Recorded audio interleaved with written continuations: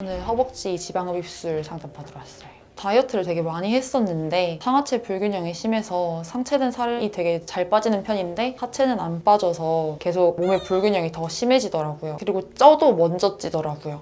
그래서 좀 스트레스가 항상 많았어요. 체중에 비해서도 하체가 너무 비대한 편이라서 결심하게 됐습니다.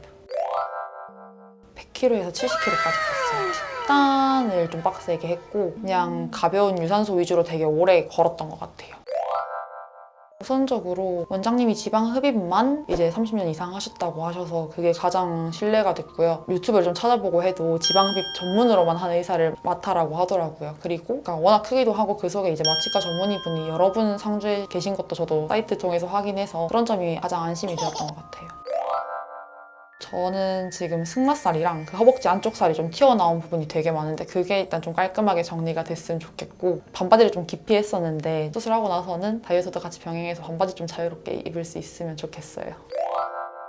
사실 가리기 급급했던 부위라서 이제 상체는 좀 핏하게 입고 하체는 막 와이드 팬츠 이런 걸 입었었는데 사실 다리가 좀 보기 창피하다고 생각해서 부츠도 잘 안 신었었거든요. 그래서 부츠 같은 것도 좀 신고 반바지 입고 이렇게 다니고 싶어요. 다리에 좀 제 스스로가 스트레스를 안 받았으면 좋겠어요.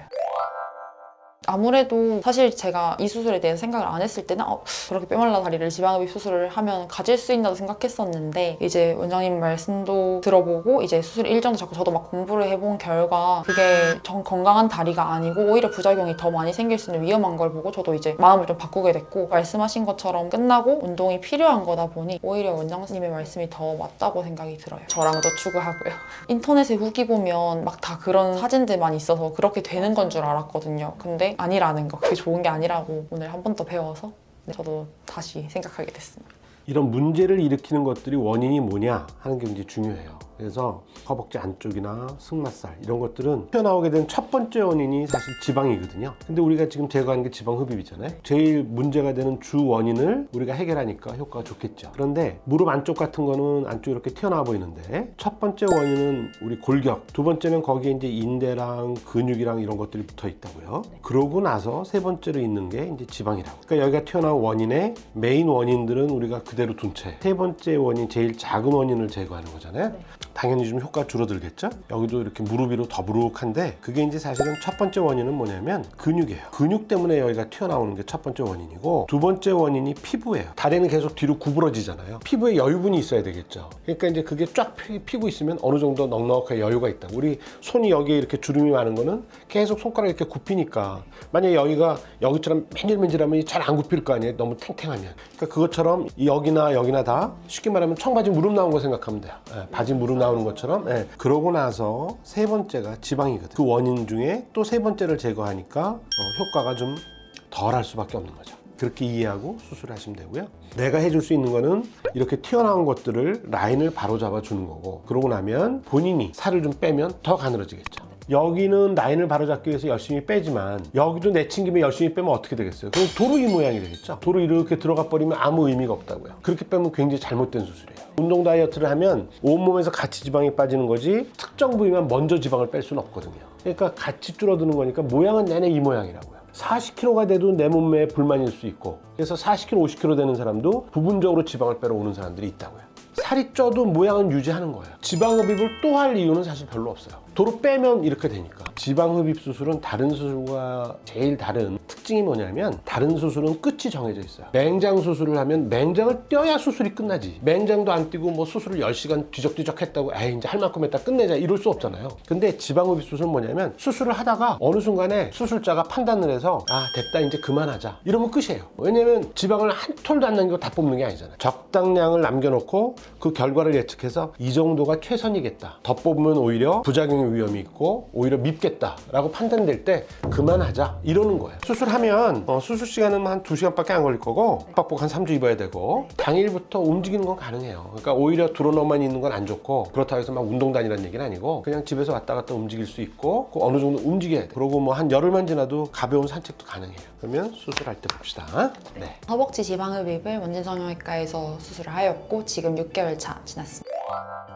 다이어트를 하면 할수록 상하체 불균형이 더 심해졌고 허벅지는 아무리 해도 잘 안 빠지더라고요. 그래서 최종적으로 이제 결심하게 되었습니다.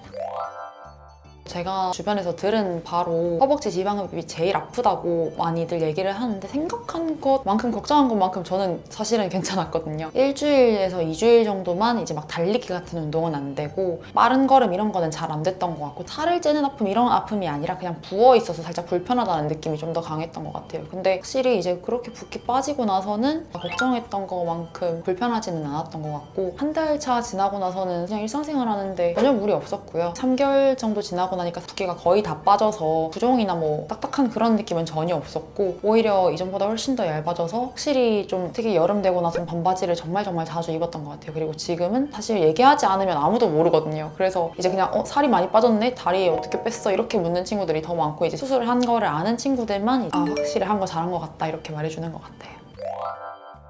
한 달 정도 채워 입었던 것 같고 다행히 제가 수술한 시기가 겨울이라서 그냥 내복 입듯이 입었던 것 같아요. 수술 중에 약물을 주입하고 이러니까 더 붓는다곤 하는데 선생님이 잘하셔서 그럴 수도 있겠지만 그 부은 정도가 제 원래 다리 정도였어서 그럼 적어도 여기보다는 훨씬 더 얇아지겠거나 이런 확신을 가지고 이제 집에 돌아갈 수 있었고 수술하고 직후에는 한 1-2kg에서 2-3kg 정도 빠져 있었던 것 같고 다리에 지방만 딱 덜어내는 거다 보니 드라마틱한 체중 변화가 있지는 않아요. 근데 저 같은 경우는 그렇게 빠지고 나니까 조금 더 이제 스퍼트를 붙여서 다이어트를 할 수 있더라고요. 그래서 지금은 수술한 직후보다 7-8kg 정도 뺀 허벅지가 좀 빠지다 보니까 치마나 바지 같은 거 올라가는 정도가 다르고 바지 같은 경우는 일반 뭐 시중 쇼핑몰에서 엑스라지 사이즈가 있지 않는 이상은 안 시켰었거든요. 근데 이제는 그냥 라지 사이즈도 무난하게 시킬 수 있고 크게 나온 옷은 M 사이즈도 충분히 치마 같은 경우는 잘 들어가더라고요. 그런 게 훨씬 더 만족스러운 것 같고 가장 만족하는 건 확실히 부츠 신을 때인 것 같아요. 부츠가 허벅지가 두꺼우면 정말 안 어울리고 사실 안 신으면 못하는 그런 신발인데 이제는 좀 그런 걸 자유롭게 신을 수 있어서 너무 좋습니다. 저는 만족합니다.